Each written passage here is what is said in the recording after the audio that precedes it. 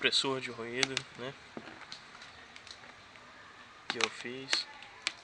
Não elimina o som da mola da arma, mas se tiver com gás RAM, vai diminuir muito mais o som. Aqui não vai dar aquele som de arma de 22, né? Aquele som alto que se propaga.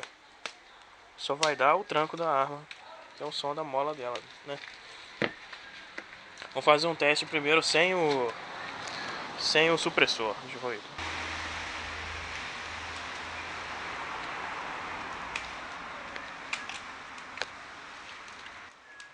Bom, sem supressor, vamos ver como é que vai ficar. Porque o som ele se propagou.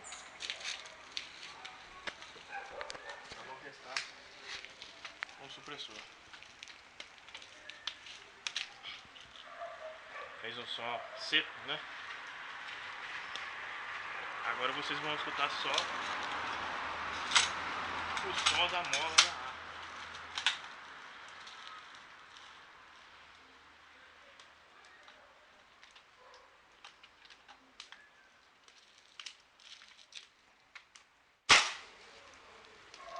Deu pra notar a diferença?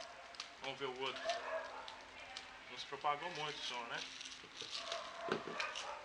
Só um som local. Vou testar esse outro aqui.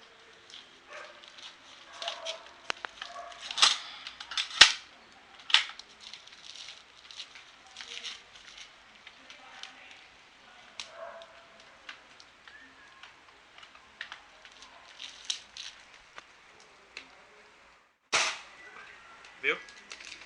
Só o som da mola. A mola que tem aqui dentro.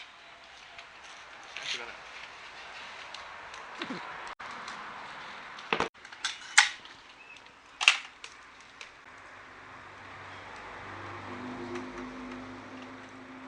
Novamente sem o supressor.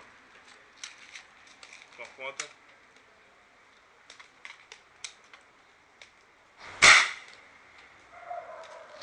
Viu?